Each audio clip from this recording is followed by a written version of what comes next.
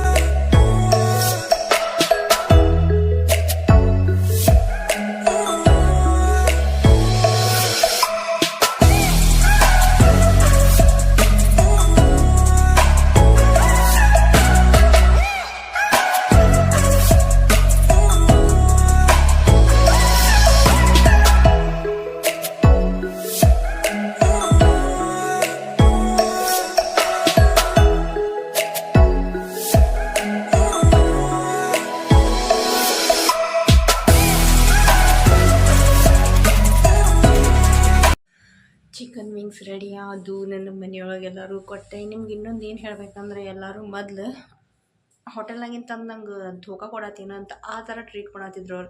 ಯಾಕಂದ್ರೆ ಅವ್ನು ನೋಡಕ್ಕೂ ಹಂಗಾಗಿ ನೀವು ನೋಡ್ಬೋದು ಹೆಂಗಾಗ್ಯಾವ ಅಂತಂದು.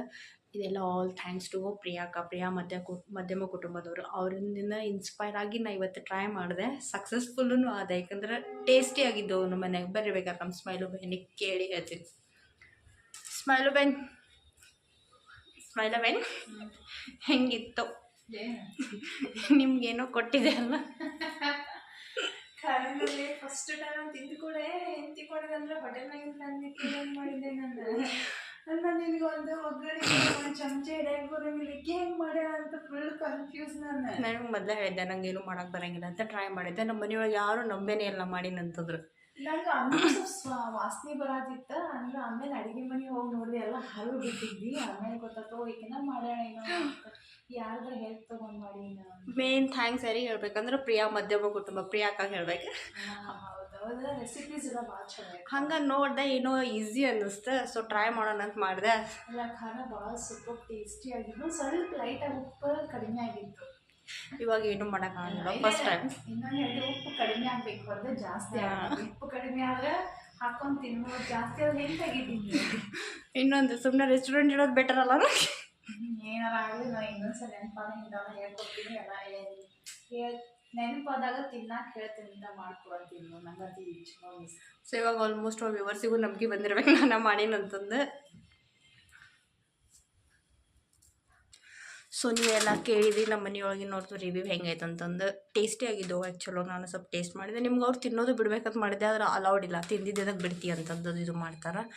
ಐ ಹೋಪ್ ನಿಮ್ಗೆ ಇವತ್ತಿಂದೊಂದು ಸಣ್ಣ ವಿಡಿಯೋ ಪ್ರಿಯಾಂಕಾಲಿಂದ ಇನ್ಸ್ಪೈರ್ ಆಗಿ ಮಾಡಿದ ವಿಡಿಯೋ ಲೈಕ್ ಆಗೈತಿ ಅಂತ ತಿಳ್ಕೊತೀನಿ.